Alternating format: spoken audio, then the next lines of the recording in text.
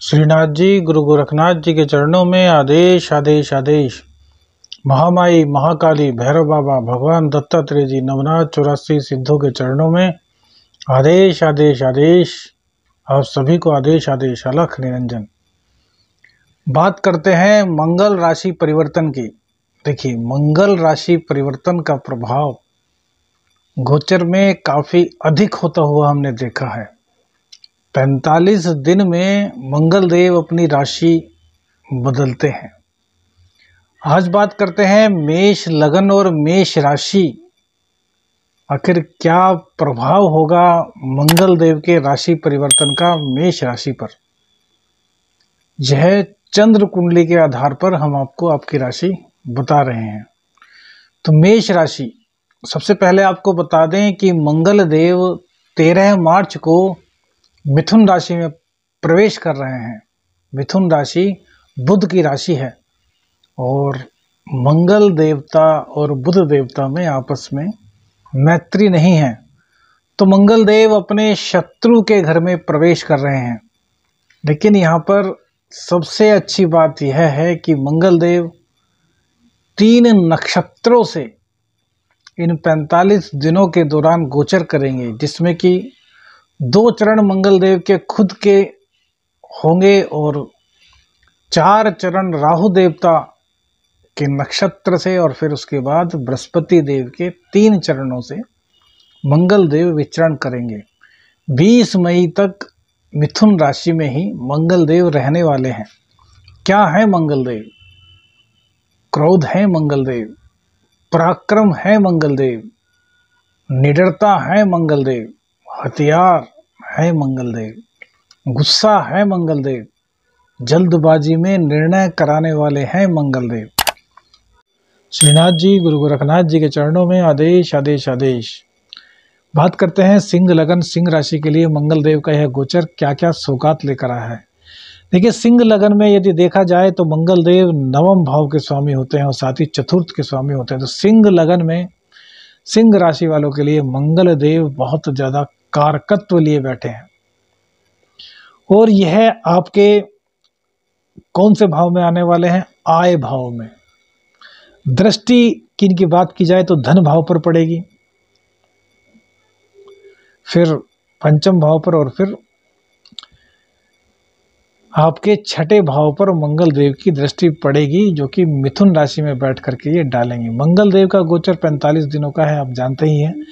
तो तृतीय भाव में, और 11वें भाव में, अर्थात जहाँ पर मिथुन राशि बनी हुई है, यहाँ पर मंगल देव बैठकर आपको भाग्य की बदौलत धन की वर्षा कराएंगे।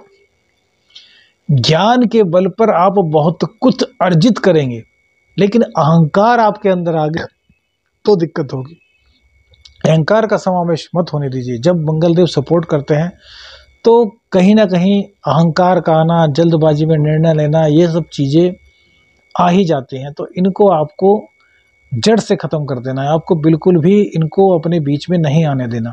मंगल देव क्या है? मंगल देव जोश हैं। जब जोश आता है तो आदमी जल्दी जल्दी कार्य करता है, जल्दबाजी में निर्णय ले लेता है कि यार अच्छा तो होना ही है, चल यार ये कर दे। नहीं भैया, हर चीज़ को सोच समझ के कीजिए। मंगल देव तो आने देने के लिए आपको आए हैं, तो आप काहे को गलती कर रहे हैं भैया?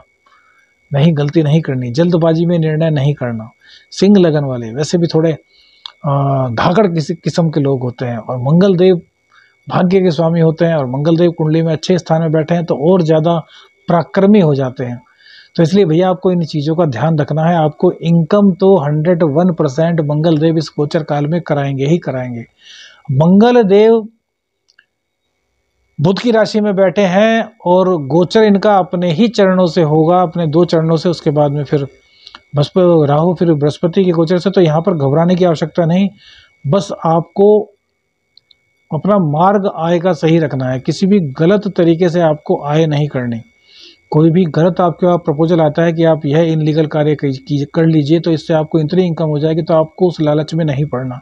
इनकम तो आपकी बढ़नी है, लेकिन इनलीगल कार्य किया तो फिर भैया मंगल देव बैंड भी बजाएंगे। तो बैंड नहीं बजवाना भैया। बैंड बजवाना है तो शादी के लिए बजवाइएगा, इनलीगल कार्यों के लिए नहीं।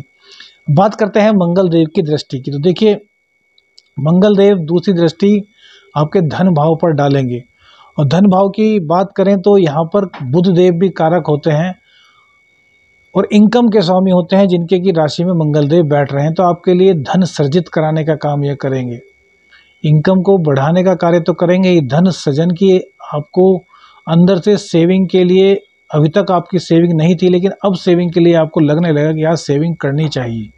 और भैया प्रत्येक व्यक्ति को सेविंग तो करनी ही चाहिए। समय अप एंड डाउन होता रहता है, आज बहुत पैसा है, कल क्या पता समय ऐसा है कि भैया किसी से मांगना पड़े, तो किसी से मांगिए मत। उस पैसे को जो आपने सेविंग की है उसका प्रयोग कीजिए, क्योंकि सुख और दुख एक ही सिक्के के दो पहलू हैं।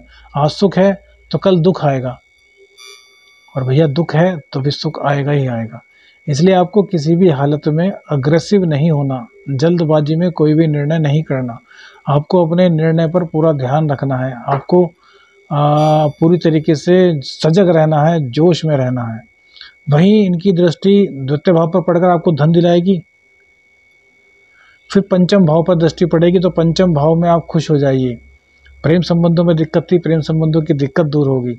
पढ़ाई से थोड़ा मन हटेगा तो टाइम टेबल बना करके पढ़ाई करेंगे तो आपका जीवन बहुत अच्छा चलेगा, आपको किसी भी तरह की कोई दिक्कत नहीं होने देंगे। वहीं मंगल देव की यहाँ पर दृष्टि होने से आपके ज्ञान को लेकर थोड़ा अहंकार आएगा, तो इस भैया इस अहंकार को आपको नहीं आने देना। आप जानते हैं, बहुत अच्छी बात है, लेकिन दूसरा आपसे कम जानता है, आपको यह नहीं सोचना। किसके अंदर कितना ज्ञान छुपा हुआ है इसका आकलन आप नहीं कर सकते। आपके अंदर जो है आपको उसका पता है, दूसरा व्यक्ति आपसे कम जानता है भले ही माना, लेकिन आप अपने ज्ञान का बखान क्यों कर रहे हैं? ज्ञान तो उसको कहते हैं जब दूसरे आपके ज्ञान का बखान करें। तो इसलिए आपको किसी का भी अपमान नहीं करना। तो यह आपके लिए थोड़ी गलत होगा यदि आप किसी का अपमान करते हैं, आपको अपमान नहीं करना। इनकी दृष्टि पड़ेगी उच्च की दृष्टि आपके छठे भाव पर, तो रोग रिपु ऋण की तो जैसे शामत आने वाली है।